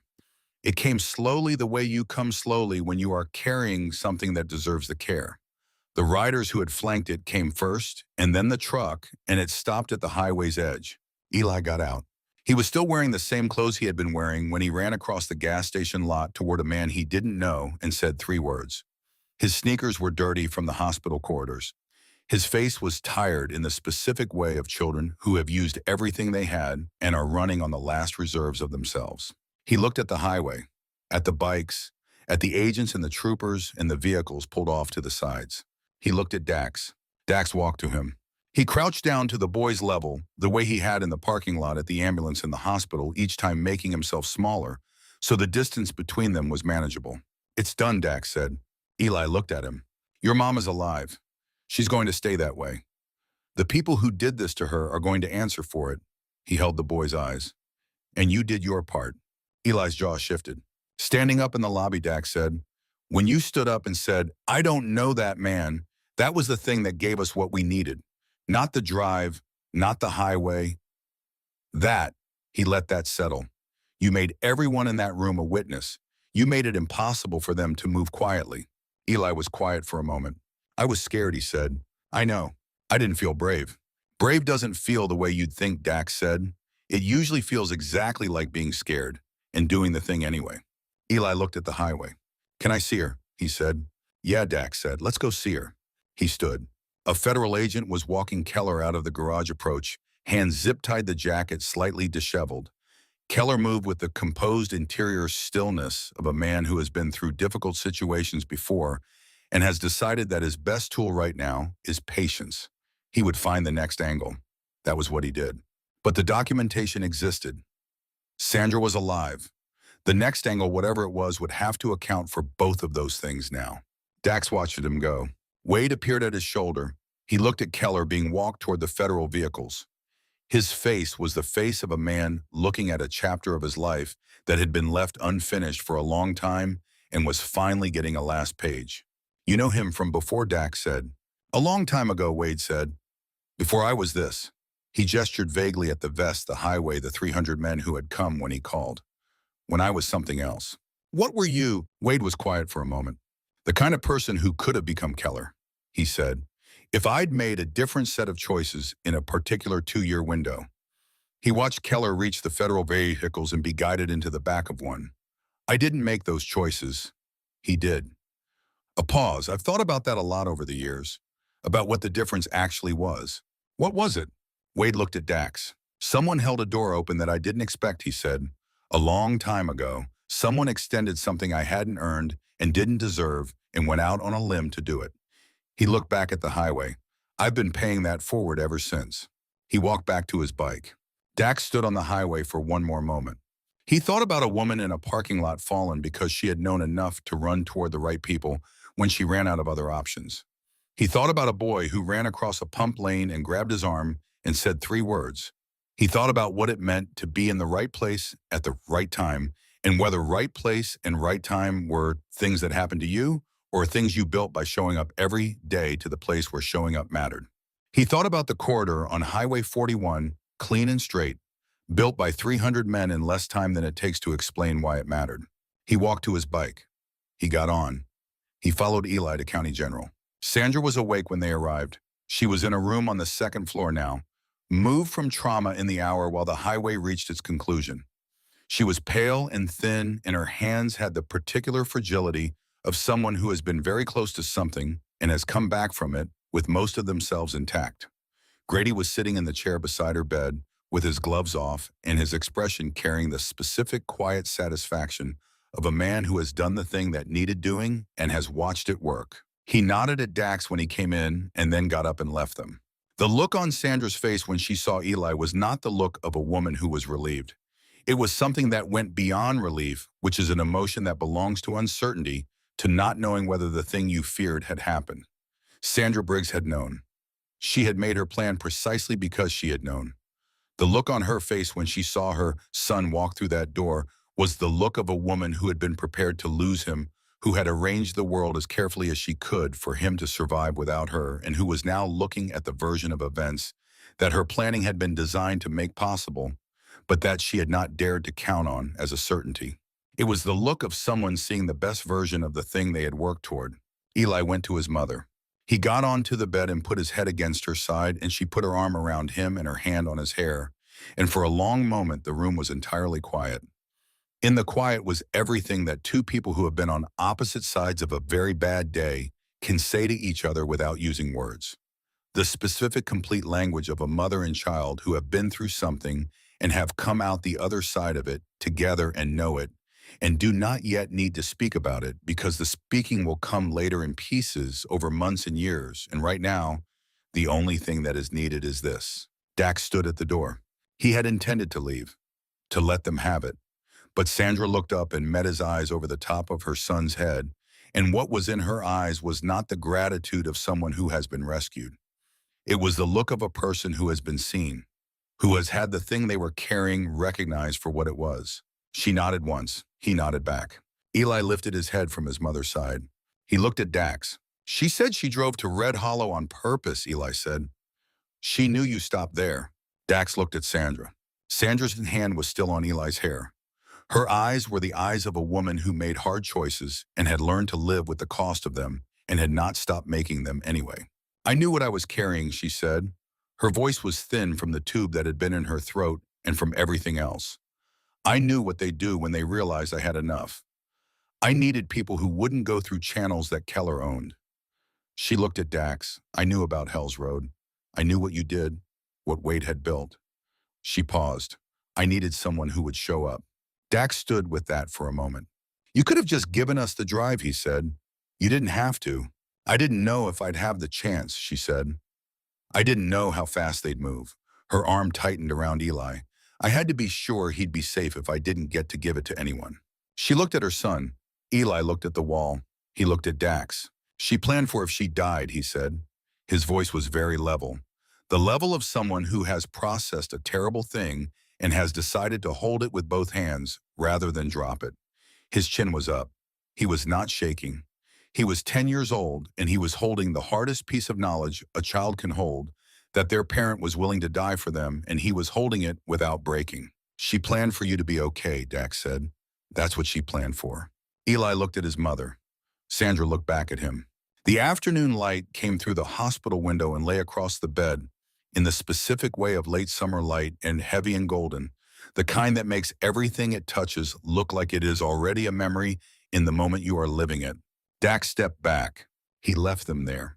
In the corridor outside, Wade was leaning against the wall with his arms folded, looking at nothing in particular with the expression of a man who has finished a thing and is giving himself a moment to feel it before moving to what comes next. Reeves, Dax said. Made her arrests, Wade tilted his head toward the window. Keller Voss Briggs 3 of Keller's people from the dark vehicles. Vance was tracked by 2 riders to the county line. Troopers have him. She said the drive has documentation for 23 months of deliveries. Names, quantities, payments. She said it's the most complete thing she's seen come out of an operation like this. Sandra built it herself, Dax said. Yes, Wade said. They stood in the corridor. Dax could hear the soft sounds of the hospital operating around them. The ordinary business of a place that dealt in illness and injury and recovery, and all the human drama that attended those things continuing its work, regardless of what had happened in the trauma bay, and the service corridor, and the laundry room and the garage today. The hospital had been a stage for something, and now the stage was going back to being what it was when you weren't using it for something else. Outside, the evening was finishing what the afternoon had started. The highway had been released back to its regular use. Cars were moving again. The chapter had dispersed by increments, riders taking the exits they had held and pointing their bikes toward wherever home was for each of them. He had watched them go before he came inside, each one peeling off with the same absence of ceremony that had marked their arrival. They had come because they were called. They had done what needed to be done. They had gone. There were no speeches. There was no acknowledgement of what had been built on that highway today. There was just the doing and then the leaving, and the road going in both directions, and the men choosing their direction and going. That was the whole thing. That was all it ever was. I keep thinking about the note, Dax said. The one in the bag. Farm delivery. Service bay, Thursday 3:10. He looked at the quarter. She wrote that note knowing they might not find her alive. She wrote it for whoever found the bag. She wrote it for someone she hadn't met yet. He paused. That's a very specific kind of faith. Wade was quiet for a moment. She needed someone to show up, he said. She believed someone would. How do you build that kind of belief, Dax said. The same way you build anything, Wade said. You do it. Enough times, in enough places, and eventually the people who need it to exist know that it does. Dax thought about that. She knew, he said. She knew, Wade agreed. They stood in the quarter of County General while the evening settled in outside. Dax put his hand in his pocket. The drive was gone in federal hands, but his pocket still had the familiar weight of things in it. The phone, the keys to the bike, the small accumulated material of a man's daily life. Eli appeared in the doorway of the room. He held something out, a piece of paper folded in quarters taken from the notepad on the hospital bedside table. The handwriting on it was a child's, round and deliberate, each letter given its full space. Dax took it. He unfolded it. It said, "Thank you for moving." That was all. Dax looked at it for a moment. He read it again. He thought about those 4 words and what they contained. Not "thank you for coming," not "thank you for helping," not "thank you for saving us." Thank you for moving. For the initial act of the whole thing, the act that had made every subsequent act possible. For not standing still when standing still was an option. There were people who would have stood still. He had known some of them. Men who saw the same things he saw and processed them and concluded that the risk calculation did not favor movement, that the child was not their responsibility, that the woman was not their problem, that the correct thing in these situations was to let the systems that were designed for these situations handle these situations and to stay out of it and to go on with their day. He did not judge them. He understood the calculation. He simply could not make it.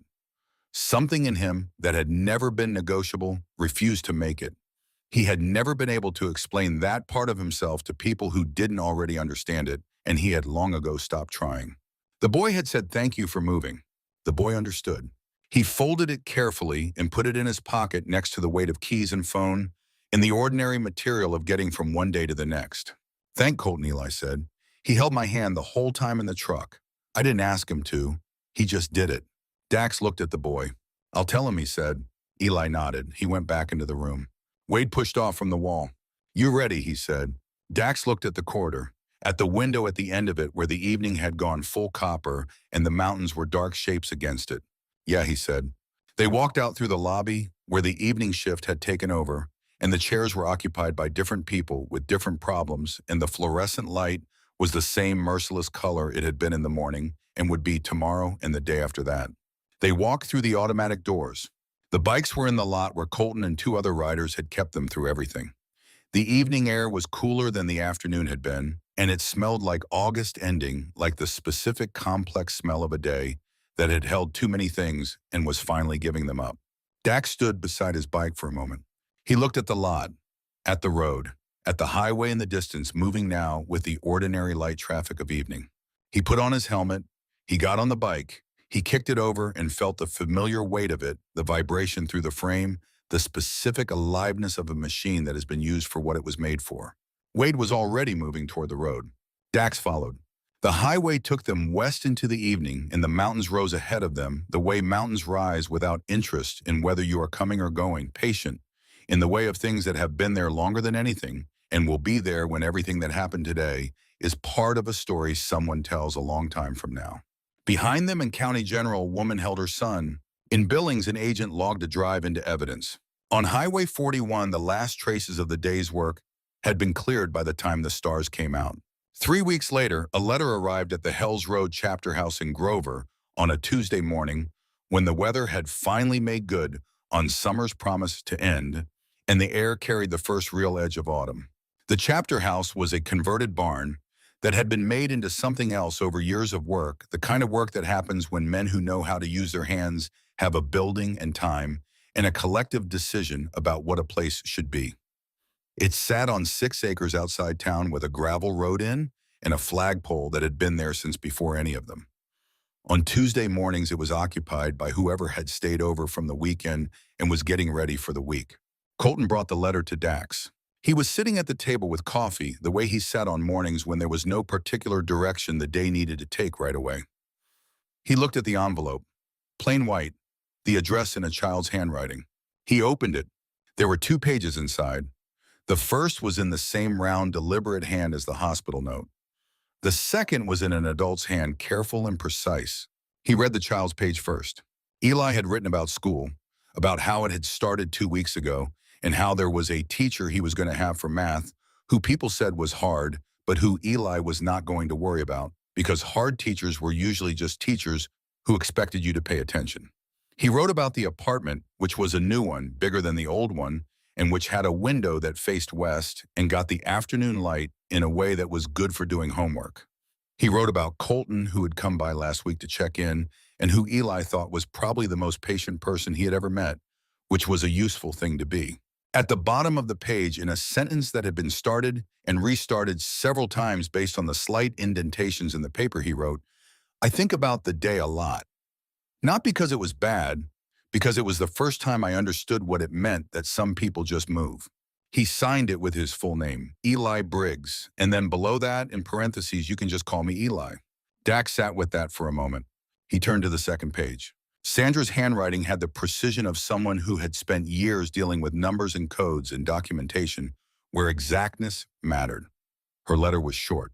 She wrote that she had testified to the federal grand jury the previous week, that the attorney representing the government had told her the documentation from the drive, combined with the testimony she could provide, was likely sufficient for multiple federal charges, including conspiracy, illegal distribution, and 2 counts of attempted murder. Keller's legal team had already filed 3 separate motions, all of which had been denied. She wrote that Voss had agreed to cooperate in exchange for a reduced charge and had already provided testimony that corroborated the drive's contents. Briggs had retained a lawyer and was not cooperating, but his cooperation was not necessary given what existed already. She wrote that the hospital had a new administration. She wrote that Grady had visited twice and that she owed him something she did not have a word for yet, but that she was going to keep looking for it. She wrote one paragraph near the end that Dax read twice. She wrote, "I want you to know that I was not operating on faith when I drove to Red Hollow. I was operating on information. I had heard things over the years from people who had been in situations where the decision was whether to trust or not, and who had extended that trust and found it warranted.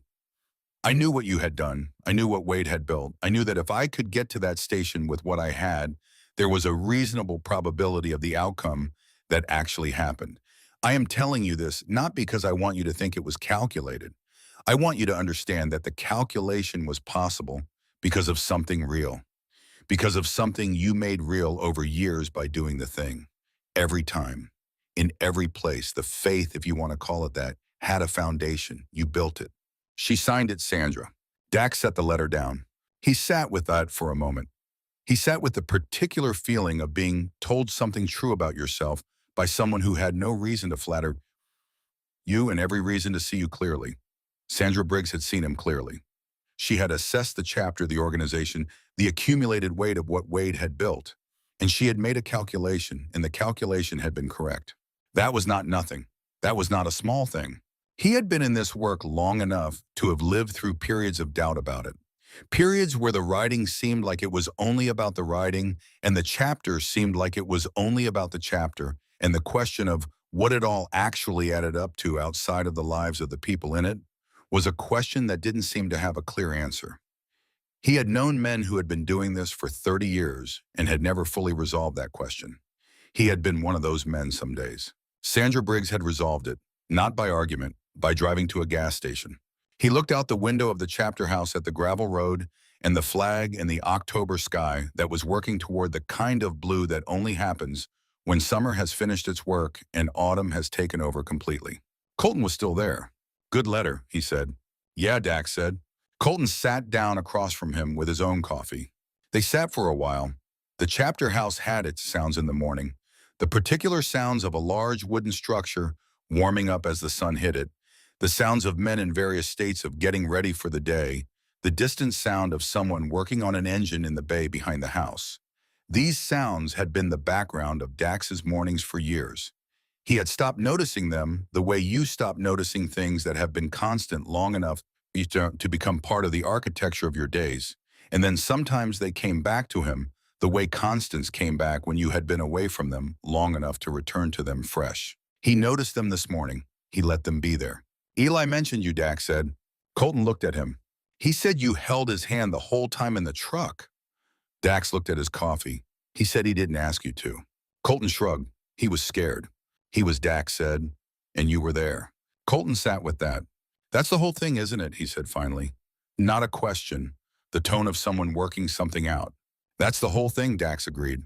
Outside, the gravel road went to the main road, and the main road went to the highway, and the highway went in both directions toward wherever everything was and everything wasn't. The morning had the good weight of a day that hadn't been assigned a purpose yet and was open to one. Wade appeared in the doorway. He had been out since early doing the work of the chapter that had no title and no end, the particular work of a man who has understood that the thing he is responsible for requires ongoing maintenance rather than periodic attention.